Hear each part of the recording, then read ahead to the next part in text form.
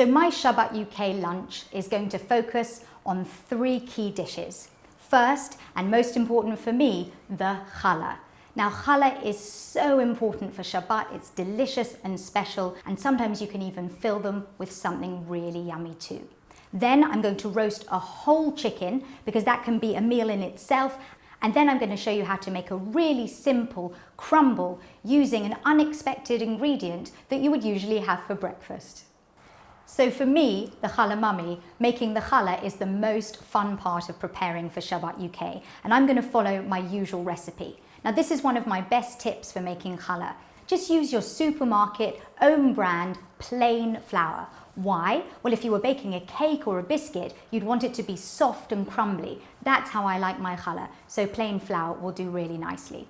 I'm starting my recipe with 1.5 cups of lukewarm water, lukewarm so the yeast is happy, and I'm going to add to that a little bit of sugar, about 1/2 tablespoon, just to give the yeast something to eat, and then I'm going to crumble my fresh yeast in. Fresh yeast gives it a brilliant, brilliant rise. So crumble it all in nicely. Mix that in together and let it go all frothy and bubbly so you know the yeast is working really well. Then you can add your other ingredients. You can add 3 cups of flour to start with, a couple more tablespoons of sugar depending on how much you like it sweet or savoury, about 1/4 cup of sunflower oil or other oil you can get your hands on, and some salt. Finally, 2 eggs, and then you're going to mix it all together and bring it together into a lovely dough, adding more flour, about 1 cup at a time, until it comes away from the bowl and doesn't stick to your hands. And then you know you're ready to knead. So this is a lovely smooth dough after kneading. I'm going to put it in a bowl, little drizzle of oil around the side, and cover it up and let it rise until it's doubled in size. Then it'll be ready to braid.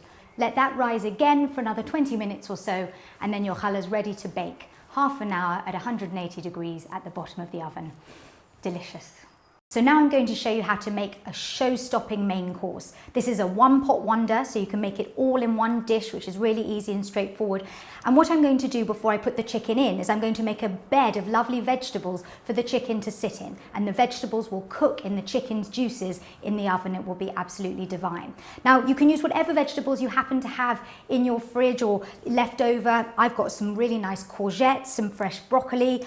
You can put in also some lovely dried fruit. This is a great way of using up those raisins that are at the back of your larder. Anything will work. Cranberries, dried apricots, dates, all of those will bring a sweetness to the sharpness of the chicken dish and make it really, really delicious. So you're going to put all the vegetables in, pop the chicken on the top, and then you're going to cover it with a little bit of sauce. Now my go-to ingredient is date syrup. It's not too expensive and it gives the dish a lovely flavour and this gorgeous brown sort of golden colour when it's served. And I'm going to serve that with some rice. I'm going to cover it with fresh herbs and pomegranate seeds, and I'm going to pop in, just before I bake it, some Moroccan preserved lemons.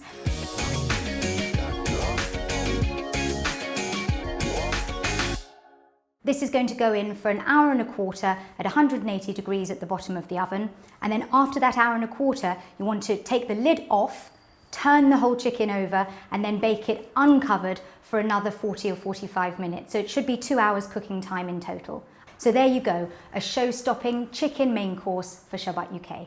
So you've eaten all that challah, you've demolished the roast chicken and rice, and now we need a light yet bright and fun dessert that's easy to put together and dairy-free too. I've gone for a crumble, and I use a bit of an unusual ingredient that lots of people just have lying around in their cupboard, some breakfast porridge oats, and that can make a really nice crumble topping. You're going to take a fruit of your choice. I've gone for apple, but you could have pear or plum or blueberry or whatever you happen to have left over, and chop it up nice and small, put it at the bottom of an oven-proof dish. Then you're going to mix together some sugar, some plain flour, the same one you used for your challah, and then you're going to bring that together with a pinch of salt, your rolled porridge oats, and then you can use some margarine, some dairy-free agent to bring it all together and make a lovely crumble topping. Sprinkle it over the top of your fruit and pop it in the oven at 180 degrees for 1/2 hour. If you like cinnamon, you can add a little bit too for some decorations on the top. I hope you found this helpful. I really wish you all a wonderful weekend. ShabbatUK Shalom.